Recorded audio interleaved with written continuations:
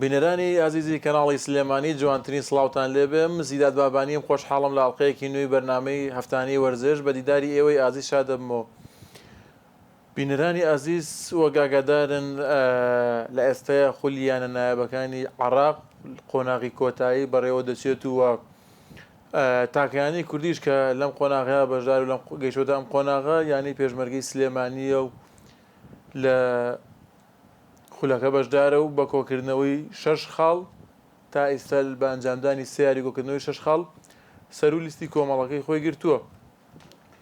شایانی باسیشە کە لە ئێستەیە خولی نایبی عێراق بە دوو کۆمەڵە قۆناغی کۆتایی بەڕێوە دەچێت و لە هەر کۆمەڵەیەک پلەی یەکەمی کۆمەڵەکە ڕاستەخۆ دەگاتە خولی سوپەر یاخود خولی ئەستێرەکانی عێراق بۆ وەرزی داهاتوو و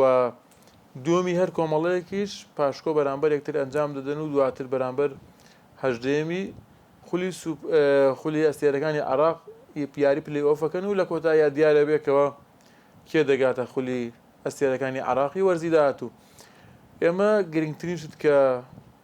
باسی لێەوە بکەین یانی پێشمەرگەی سلێمانیە کە تاکەیانی کوردیە لەم قۆناغەیە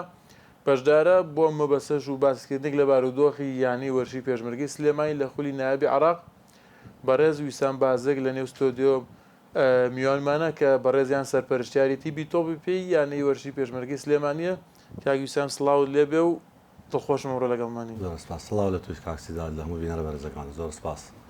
کاک ویسام ئەگەر سەرەتا بەوە دەستێ بکەم بارودۆخی یانی وەرشی پێشمەرگەی سلێمانی چۆن ئەبینی و ئومێدی یانەکە چۆن ئەبینی بۆ گەیشتن بە خولی ئەستێرەکانی عێراقی وەرزی داهاتوو. بەناوخۆی گەورە مەهرەبان زۆر سپاس بۆم دەرفەتە کاکسیداد. وڵای مە تقریبان ئێوە هەموو جارێکمە باسێکین و خەڵکەمە ئاگدارن ئێمە بەرنامەمان هەبوو بۆ سەرکەوتن ئەمە 3 ساڵە هەر هۆڵین بۆ سەرکەوتن نزیکن لە سەرکەوتنەوە پێرار فەرقە خاڵک دوو خاڵ سەر نەکەوتینەوە بۆ کەربەلا سەرکەوت بۆ نایبی عێراق کە ئەوسا پلەیەک بوو بۆ نایبی عێراقیش بوو پاریش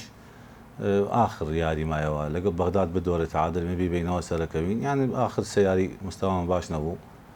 سەر نەکەوتین ئەمساڵ ئێمە ساڵ بە ساڵ لە هەڵەکانمان چینەوە و حەلە دۆزینەوە ئەمساڵ بەقۆترین وەکو تیب وەکو ڕوحیەت یعنی حتا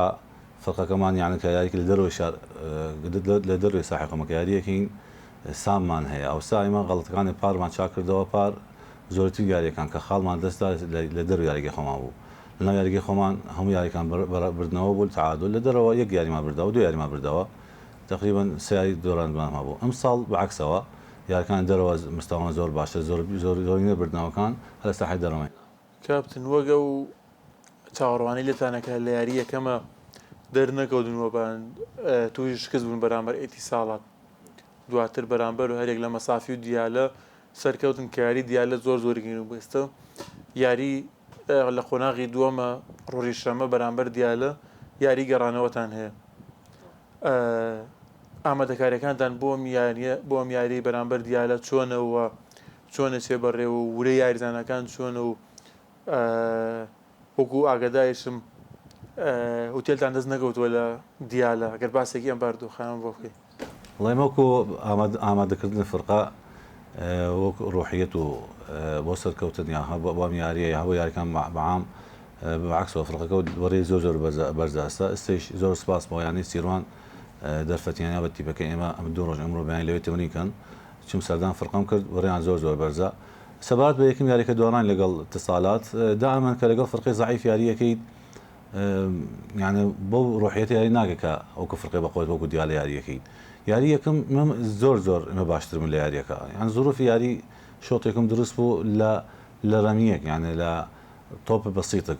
گۆڵیان کرد گۆڵ نەکرا فرقێکە کە دفاع یاریکە قورسە گۆڵ لێ بکەیت ئەمیش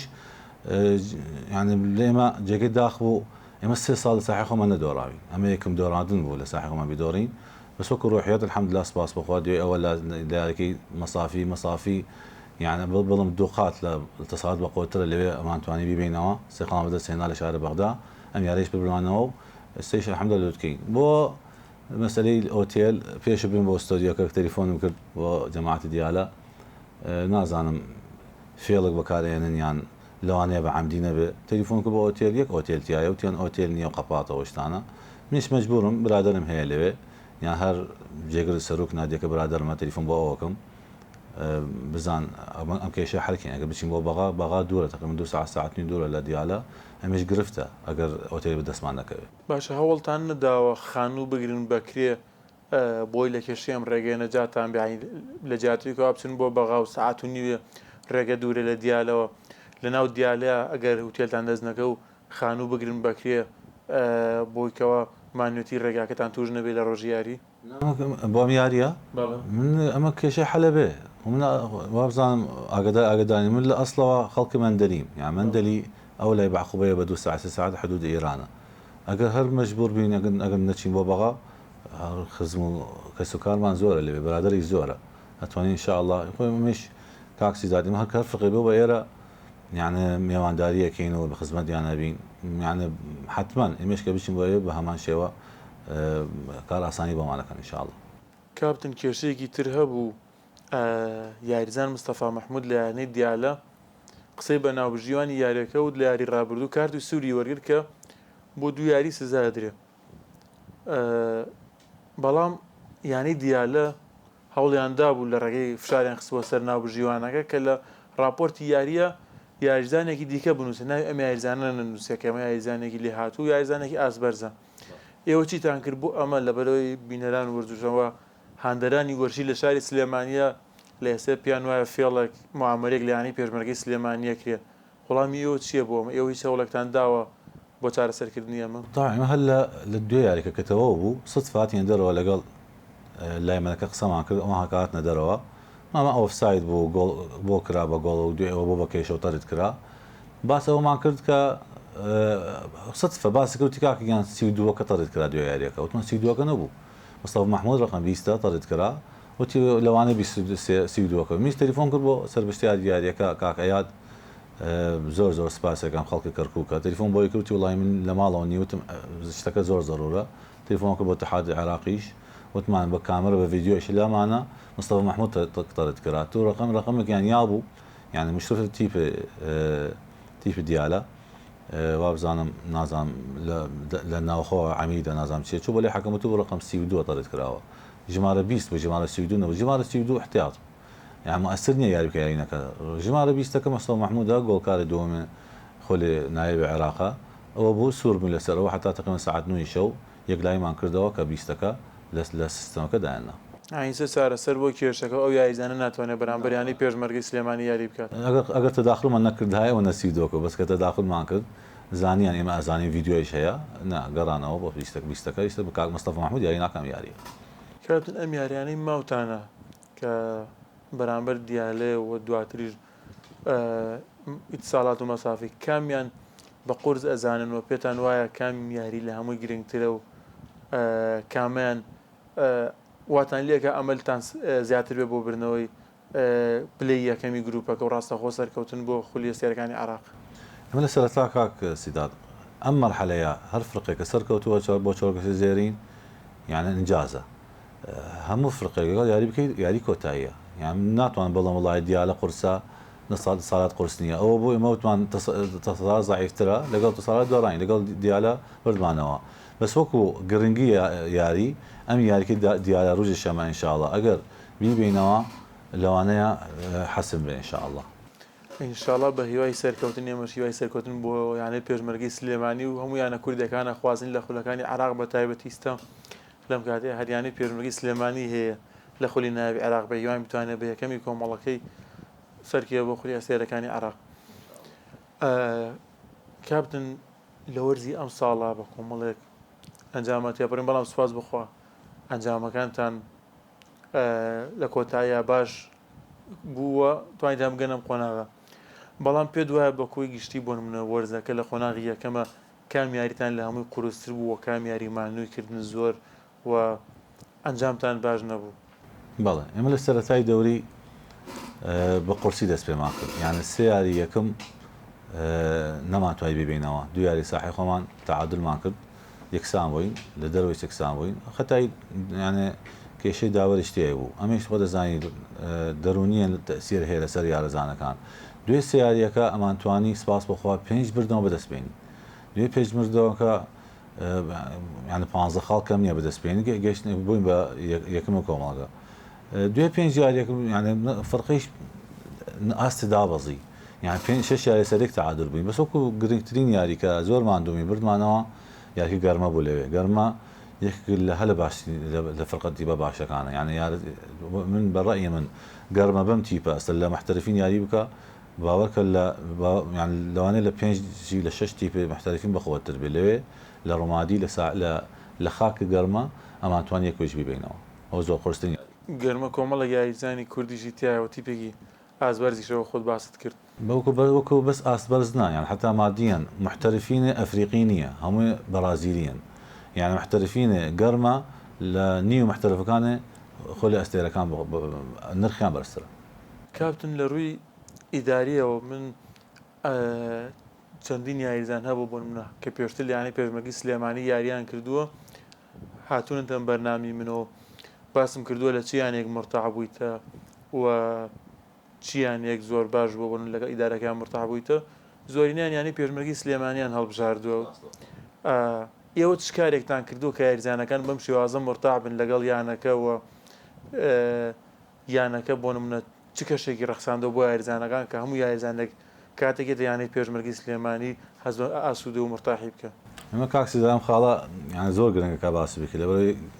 يعني سپاسی یاریزانەکانەکەم يعني ئەگەر زەمیریان هەیە باسی یەکەن ئەمە یەکشت هەیە نادی پێشمەرگە وەکو عائلەیەک دروستێکی وەکو ماڵێکی يعني وەکو ماڵە گەورە هەر یاریزان بێت نادی پێشمەرگە ڕۆژێک لەڕۆژیان لۆگۆ نادی پێشمەرگە بەرکردووە ڕێزی تایبەتی هەیە و لەو ڕۆژێ داخل بێ يعني بێت ناو نادی پێشمەرگە سیستەمی نادی پێشمەرگە معاملە وەکو برای گەڵیاکرێ يعني دەرگەی سەرۆک نادیش کراوەیە يعني ئێمەش سمەکو سەرپەرشتیارێک وەکو ئەندامەدارێک حتا ئێستا وەکو لەگەڵ یاریزان وەکو یاریزان تعامل دەکەم ئەمە خاڵ یەکەمە خاڵی دووەم چەند ساڵە يعني من لەو ڕۆژێکە سەرپەرشتیارم حتا ئێستا حەقی یاریزان نەخوراوە يعني ئەگەر ئەستەغفر الله هو معصوم نین ئێمە بەعەمدی نەمادیەن نەمعنەوی يعني ونایڵین ڕاهێنەریش حەقی یاریزانیش بخۆ يعني چەند جار ئێمە لەگەڵ ڕاهێنەرە ئەگەر هەست بکەین ڕاهێنەرەکە زوڵمی کرد لە یاریزانەکە وەکو زوڵم دەریکە مناقشەکەین و بەهۆڵی یاریزان بگەڕێتەوە ئەمە یەک دوو لە مەسەلەی عقوباتیش قەد شمشێرمان بەدەست نییە يعني دائما ئەخلاقیان لەگەڵ یاریزان تعامل دەکەم من مەبدەیەکمان هەیە وەکو ئیشکردن ئەڵم دائما ئەڵم کاکە ڕێز لێم بگرە باشتر لە من بترسیت يعني من ئەگەر لە ترسەوە هەبڵ کاکە لێ دەبڕم لێ ببڕم لەوانەیە ئەو دقەیەکەی بۆ تمری وەکو يعني کە ئەچی بۆ شوێنێک بەغەست بۆچی بۆ تمری بەستا ئەگەر ڕێزگرتنەکە تێبێ وا لە یاریزانەکە بکەی بە ڕۆحیەت خۆی بکوژی بۆ یاریەکەم نەوەڵە وەکو علاقات ئێمە هەر یاریزانێک وەمە یاری بکە هەر وەکو برا لەگەڵان تعاملەکەین بە هیچ شێوێک وەکو مشروف یا وەکو ئەندامێدارە لەگەڵ یاریزانە ئەم معاملەمان نییە و علاقەمان زۆر باشە وەکو مادیەن الحەمدلله ئێمە چەند ساڵە نەم بیستەوە ڕۆژ لە ڕۆژیان حەق یاریزانە خۆراوە دینارێک هەبەس ئێمە نین يعني خۆ یادەکانی سلێمانیش و نۆڕژ هەمان شێوە سیماش هەمان شێوە بەس ئێمە تعامل ئێمە تۆزێک تایبەتە وەکو برادر لەگەڵ یاریزانەکان تعاملێک کاپتن نەگەر هات و ئینشاڵڵا خوا کردی یانی پێشمەرگە سەرکەوت بۆ قولی ئەستێرەکانی عێراقی وەرزی داهاتوو ئێوە چی یاریگایەکتان پێشنیار کردو لە بریوەکو ئاگدارن یانی یاریگای فەرماندەی کە لە ئێستای یانی پێشمەرگی سلێمانی یاریەکانی تیا ئەنجامەدات ئەم یاریگایە قبوڵکراو نییە لەلایەن یەکی تۆپی عێراقەوە بۆ ئەنجامدانی خولی پرۆلیگی عێراق ئێوە چی یاریگایەکتان هەڵبژاردووە چ ئامادەکاریەکتان کردو بۆی لە داهاتوە ببنە خاوەن یاریگای خۆتان وەکو ئاماژەت پێەیە تەراخی عێراق ساحی فەرماندەیان پەسەند نەکرد بۆ یاریکردن بۆ محتەرفین بۆ ممتاز ڕێگە پێدراوە لەبەر چیمە سرۆشتینە دەستکردە بۆ محتەرفین ئینشاڵڵا گەر فەرقەمان گەرخوا خوای کرد و فەرقەمان سەرکەوت بۆ محتەرفین چوارباخ ساحی چوارباخ ئەتوان دوو فەرقێکی یاریتیاکەن و خۆشبەختانەوە وابزانم لەگەڵ کاک مەحموودە وابزانم لەگەڵ کاک هێرش قسەی کردووە کاک هێرش تو بە مساحی نەورۆز ئەگەر تەواو بێ هەر ئێوەی ئەگەر سەرکەوتین فەرقمان ئێمە نەورۆز عەلاقەمان زۆر زۆر بەقووەتە بۆ شتانە ئەگەر سەرکەوتین ئەگەر ساحی نەورۆز بێ یان یاریگەی چوارباخ بێ ئەمە یەک دوو ئێمە شەڵمانداوە لە ڕاپەڕین کۆمەڵگەی ورزشیمان دروست کردووە ئینشاڵڵا مانگە هێشتنەوە تەواو بێ بۆ سەرجەم یاریەکانە یعنی کەراتێ و تەنسی سەرمێز و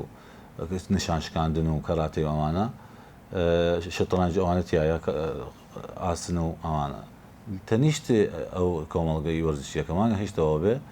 یەکسەر ساحەی 5,000 هەندەر ئەگرێتەوە ئەتوانین ئەو کات ئەگرتەوە بتوان یاریتیاکەین شاڵ دەست پێەکەین لەوانەیە ساڵێک بخایێنێتەوەتەوە بێ ئینشاءڵڵا ئەبێ بە خاوەنە یاریگەی ڕسمی ڕاهێنەری یانەکە کاپتن ئەمار حوسێن تا چەند لە ئەست ئەو توموحەیە بۆکەوە یانەی پێرمەگەی سلێمانیە ئەرکی پێسپاردووە کاپتن عمار حسێن ئێمە سەرەتا کە ڕاهێنەرم هەڵبژارد ئێمە دائما دەناوە نووسین لەم دەناوە پرسیارەکەم لە برادەر ئەم لە ئەولا بزان ئەمە چۆن ئەمە چۆنیە بزان ئەگۆنجی لەگەڵ نادی پێشمەرگە هەموو ڕاهێنەرێک ناگۆنج لەگەڵ هەموو نادی ئێمە دامن هەر ڕاهێنەرێک بێت ئەڵێ ئێمە ستایل یاریکردمان هەیە وەکو یاریکردن هەموو خەڵکەزانن ئێمە نادی پێشمەرگ حەزر لە تۆپی کورت و پاسەوانە یاریەکەم بزان کام ڕاهێنەر گونجاوە ئەمە یەک دوو کام ڕاهێنەر بتوانێت وەکو علاقاتە وەکو برادەرەتی بتوانێت لە ئارزانەکان بگونجێنێت کە تەلیفۆن کرد بە عەمار حسێن پێ سیر بوو وتی من لەم هەموو ڕاهێنەر و چەند برادەرت هەیە تەلیفۆن بۆم نەکەیت مادام تەلیفۆنت کردەوە ئێستا بۆم دەرکەوت ئێوە بە علاقات ئیش ناکەن حەزەکەن سەرکەوین ئەم ڕاهێنەریش عەمار حسێن لە ژیانێ قەت ڕاهێنەرەتی پێلایەکی نەکردووە هەر محتەرفین بۆ ممتاز و کاتە ممتاز بوو وتی من یەم هەدەفم هەیە بەس بۆ سەرکەوتن وتم باش هات بۆ اتفاقمان کرد بۆ سەرکەوتن ئەو هەموو جارە باسیەکە ئەڵە کاکە من ئەگەر فەرقەس نادی پێشمەرگە سەر نەکەوت یەکم کەسە من خەمە خۆمە پێم ناخۆشە یەکەم اتفاق لەگەڵ عەمار حسێن کە ڕێکەوتین وتی ئەگەر ئێوە تەموح سەرکەوتنتان نییە من ناتوانم تەدریبە ئێوە بم ئەوە بۆ الحەمدلله ئێستا گەیشتینەتە آخر مرحلە يعني إن شاء الله بڵێن صلاح هەفتە قاچمان داناوە لە محتەرفین ئەگەر یاری دیالە بەرنەوە بێت دەستتانەوەدا 90 و زیاتریش إن شاء الله وەکو مکافئەیش هەر یارکی دیالە من استشکە درن هاتم چون بۆ نادی وەکو هاوکاری وەکو پاداشتی یارزانەکان ئەوەی دیالە دوو بەرامبەر إن شاء الله کاپتن ئەگەر سەرکەون ئامان گیانەکە بۆ من لە وەرزی داهاتووە چێ بێت لە خۆل ئەسیرەکانی عێراقا بۆ منە یاریزانی پیشەگەری دەرەوەی عێراقیانن و کاپتن عەمار بەردەوامە بێت وەڵام من پرسیارە یعنی پێش وەختی خۆیەتی یعنی سم ناتوان من پێ بڵم لەوانە پێ بڵم عەمارە منێتەوە لەوانە پێ بڵم من بۆ ئەم پرسیارەکەم ئێستا بە ڕێژەیەکی زۆر یعنی هەموو چاوەکان لەسەریانی پێشمەرگەی سلێمانیەوە زۆر نزیکە وەک چۆن ئەڵێن ئەگەر لە خۆی تێک نەدا بەربژێری یەکەمە بۆ سەرکەوتن بۆ نشاڵ نم باس ئەوە ناکەم باس ئەوەکەم کە سەرکەوتین بەرنامەی سەرکەوتن ئێمە سەراحەت لەگەڵ برادران قسەمان کردووە ئێمە وەزان 2007 ئاگدانی بەرنامەمەدانا بۆ فێرگە چۆن فێرگە بگاتە لاوانەوانە سپاس بخوا لە پار لە لاوان دومی عێراق بووین لە تازەبەکشمان یەکەمی عێراق بووین بەرنامەی ئێمە هەموو جار بە بەرنامەیەشەکە بەرنامە بۆ سەرکەوتن ئەگەر سەرکەوتن بۆ محتەرفین حتما ئێمە بەرنامەی 4 ساڵ داینێ ئەبێ لەم 4 ساڵە فرقە یعنی محاولەکە دانەبەزێ وەرزە دەبێت پێلت بەرزتر بێ ئەو کاتە بەرنامە گەۆر وەکو عینە ستاف بمێنێتەوە نەمێنێتەوە ئەبێ ستافەکە بەقوترکەینەوە ئایا عینە ڕاهێنەر ئەمێنێتەوە بەس ستافەکە بەقوتەکەین ئەبێ بە دەرب لیاقە و تایمەر بێنیت و مساعدەتر بێنیت و ئەو شتانە بێ جێبەجێکەیت لەوانەیە ئەگەر 4 ملیارەکە وەرگرین لەوانەیە ستافیش بگۆڕێ نازانین حتاسە چیە کوردستان ناکە وەڵای بەس هەڵیانیەوە بەشکەم إن شاء الله ئەگەر برادەرانێ ئەندام بەرلەمان کوردیەکان بەشکەم بتوانین إن شاء الله کاپتن چەند یاریزانتان وەک خۆت باست کرد ئێوە گرنگیتان زۆر بە فێرگەوە دواتر بۆ تاسە پێگەیشتوان و لاوانی یانەکە داوە تایسە چەند یاریزانەبوونە یان بۆ منە ڕێژەکەی مەبستمە ژمارەیەکی زۆر وەکە یاریزانەکان پشتیان پێبەستن و سەریان خن بۆ تیپی پێشکەوتوانی یانەکە ئاهێش پشتیان پێبەسراوە سپاس بخوا یانەگەر متابعات کردی بێ یان ئێستاگەر کافتنی تیپەکەمان ئێستا بەهەستە سالارە بەهەست سالار خەڵکرد وگەمە 6 ساڵ 4 ساڵ لەگەڵ ئێمە 6 ساڵە بەهەست لە ناشین لە ئێمە حتا ئێستا ساڵە پار کە سەرکەوتین کە دومی عێراق بووین 9 یارزانە سەرخست لە دەرەجەکەسە 9 یارزانمان فعلیەنە سەر لە پێشکەوتوانن دوانیان تقریبا یان ناڵم یەکێکیان بەشار کەمال ئەمساڵ تقریبا 12 یاری کردووە ئەساسی ئەمە کەم نییە محەممەد عوسمان تقریبا 4 یاری ڕێوان یاری کردو یان مەجموعە یارزان یاریان کردووە ئەمساڵ 9 یارزانە سەرخستووە پاریش یعنی بۆ پێرا لە سەرپار 4 یارزانمان سەرخست یانسە گۆچیەکانمان ئەگەر بۆ حساب کردنەوەیە ئەستا تیپەکەمان 13 14 یارزانێ فێرگە و ناشین شەباب خۆمانە سەرەتی بکەن ئەوە دڵخۆشی لە لەمەیە قوتابخانەی یانەکە و لە فێرگەی یانەکە و سەرکەوتن یانە سەراحەت سەکە حتا یارزان عەرەبەکان یارزان کوردەکانیش کە یەن عەقد لەگەڵ ئەماکەن ئەزانن من دائما ئەڵم ئێمە عنسرین بۆ یازانەکە ئاستە تەمەنەکانی خۆمان یان هەیە زانێک فێرگەی لە ناشین شەباب سەرکەوە بە پێشکەوتوان لێ ئێمە یعنی پیرۆسترە تایبەتە هەمویان ئەزانن خۆدەزانێت بەرهەمی خۆتە یعنی کە دروستیەکەی با پارە زیاتری بیتە یا هەب عینە پارە بیتە بەس بەرهەمی خۆتە ئەزە من دوێنێ یعنی بە ئاشکرا باسی بکەم دوێنێ ڕاوێژ گۆڵچێکی خۆمان دوێنێ شۆت کە حەسەن تەڕت کرا ئەو یاری کرد لە یاریکە غەڵەتی کرد شەقیا لە یارزانەکە دوێنێ بە تایبەت بام کرد بە فەرمانی بەخوا زلێکم لێ یا دوێنێ یان یارزان خۆتە من زلێک لێم کوڕی خۆمە بەس ئەگەر یارزان دەرەوە بێن ناتوان لەگەڵ قسە بکەم حتا توس دوو ماکسیمانە ئەوێ حتا ئەو ئەزانن من کە زلێ لێم بۆ مستەقبل خۆیەتی کاپتنی تیپە 22 ساڵ یعنی تەحەداکەم نادیەک لە عێراق یارزانێک 21 ساڵە یارزان خۆیەتی کاپتن سەرخە بێ ئێمە بە هەست 21 ساڵە ڕاوێژ 21 ساڵ هەردووکان کاپتنی تیپن یعنی ئەمە دلیلن ئێمە دائما احتمامەیەن بە یارزانەکانی خۆمان مناڵەکانی خۆمان کاپتن ئەم یارزانەکان کەوا خۆت باست کرد هیچ کات بۆ نمونە کێشەی داراییان نەبووە لە یانەکەوە هیچ کات هەتا بۆ نە مانگێک موچە یارزانەکان دوا بکەوێت یان هەموو مانگێ لە کاتی خۆیان موچە یارزانەکان دراوە مستحیلە ئەگەر من پێدەڵم لە 2019 کە نادی پێشمەرگە بوو بە ئەهلی یانێ ئێستا ئەگەر سەراحەت پێ بڵم نادی پێشمەرگە هیچ دینارێک نییە لە وەزارەت یعنی هیچ شوێنێک نییە مؤسسەیەک نییە حکوومیەک دام نادی پێشمەرگە بکە لە 2021 دوای کۆڕانە پێش کۆڕانیش داهاتەکەی نادی پێشمەرگ داهاتە شقەوە و دوکان ئەوانەیە سەرفەکەم بۆ یارزان لە ڕۆژەکە بوو بە ئەهلی یعنی ئەو سەرفکردن پارە یەک ڕۆژ تاخیر یعنی بڵم یەک ڕۆژ پێش خراوە تاخیر نەبووە یعنی سەبا نمونەیەکت بێنێ ئەگەر جەژن بێ 22 مانگ لەوا محمود تەلیفۆنەکە ئەڵە کاکیان حەڤەی مانگ معاشەکان بن لەبەر جەژنە یعنی 12 ڕۆژ پێش یەخین بەس یەک ڕۆژ تاخیر یازناکە بنگەکە ئیجازیان مەجبورین ئەگەر سەفەرمان معسکەرمان هەبێ وەکو پێشینە یا لە گیفان خۆمان پارەیان بە یارزان بەعکسەوە من پێ دەڵم پێش یە ڕۆژێک پێش ئەخرێ دوان ئاخرێ یعنی بۆ یارزانەکان ئەوەی ئەمەش بوو بە هاوکارێک استغلال کراین بۆ شتە یەک ڕۆژ تاخیر یارزانەکە بنگەکە یعنی وە خۆت باس کرد یعنی پێشمەرگە لەلایەن هیچ وەزارەت یان هیچ لایەنێکی حکومی حیزبیەوە دام ناکرێت بەڵکو بە پرۆژەی ئیسیسماری تایبەت بەیانەکە ئەم پرۆژانە دامی نادەگاکەن و لانی دارەیانەکە تابینەکەن لە پێش کۆڕانە حتا ئێستا نادی پێشمەرگ 1 دینار لە هیچ لایەن حکومی وەرنەگرتووە بەس ئەهلیە پارەی خۆیەتی ئەم شوخانەی دروازەیە و دوکانەوە شتانێت بە شێوازی جوان دا بەشێکرێت بۆ یارزانەکان بەس تۆوە پێ نییە تۆوە پێەیە ئێمە تۆوە پێ فێرگەمان هەیە بەشداری سەوا بزانام ئاگادار نین ئێمە لە بەشکە شێرانە پێشمەرگە گەیشتە کۆتایی عێراق یعنی 4 فقە لە عێراق ماون ئێمەی حدودە نەفت بەسڕە بەس ئەم 4 فقە لە عێراق ماوە بەشکە شێران بەشداریمەکردن تازەوەکیشمان بەشداریمان کرد لاوان پێشکەوتمان بەشداریمان کردەوە ئەی بالەمان هەیە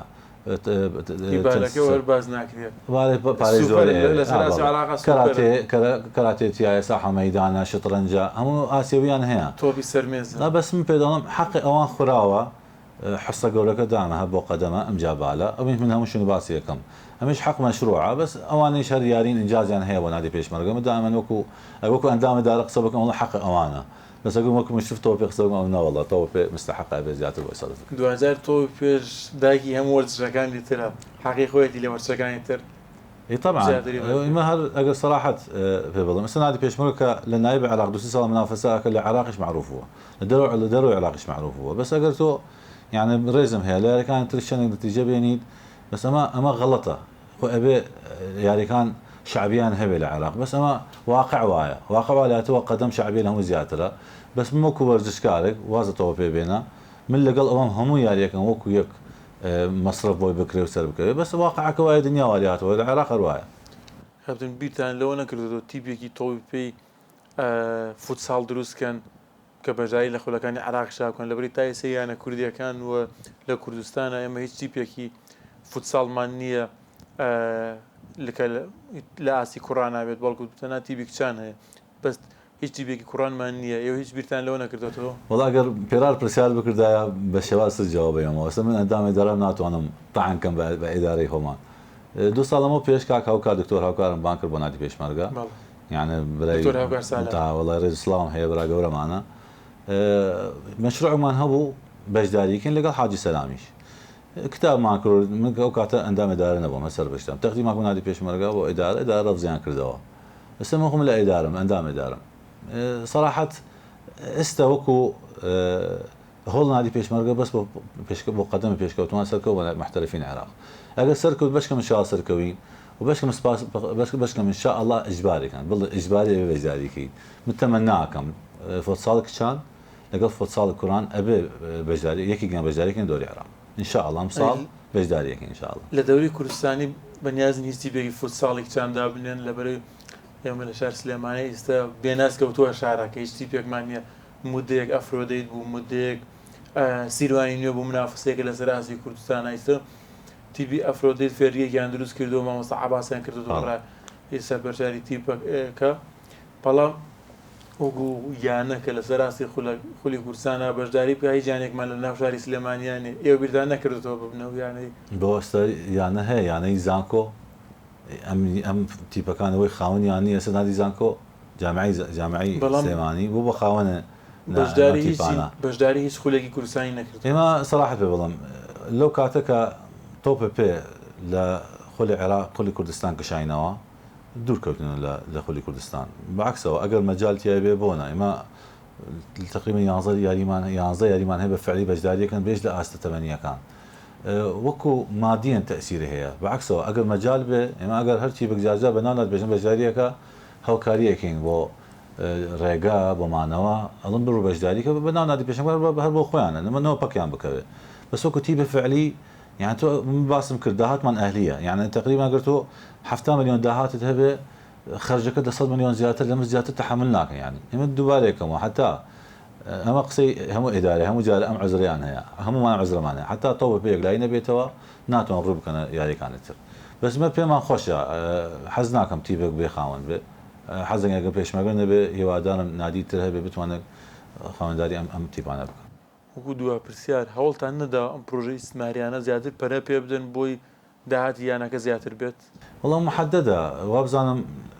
تەطویرێک هەیە لەم ئینشاءڵڵا لە دووسێمانانە ئینشاءڵڵا بەس هەر زۆر نییە یان ئەگەر گەشتێ محتەرفین ئەگەر دەعم نەبێ مستحیلان پێشەنگە بتوانە بە پارەی خۆی بەردەوام بێت یعنی لە محتەرفین تەطویرێک هەیە بەس کەمە لەبەرەوەی خۆ دەزانیت ئەم پرۆژەیە تەواو بووە لەمە زیاتر باوەڕ ناکەم بتوانن يعني بشنا دروي ام بروجيا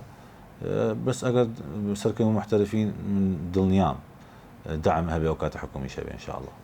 کاپتن جان زۆر سپاس کاتی بەرنامەکەم کۆتایی پیاتۆ لە کۆتایی بەرنامەکە ئەگەر شتێکت ما بێ زۆر خۆشحاڵ بم زۆر سپاس بۆ ئەم دەرفەتەکە ئەمڕۆ لەگەڵمان بوویت مەمنون زۆر سپاس دەکەم زۆر سپاس کادرەکە دەکەم و يعني زۆر سپاس توشکم بە شخصی لەبەر پرسیارەکانت ریاضین و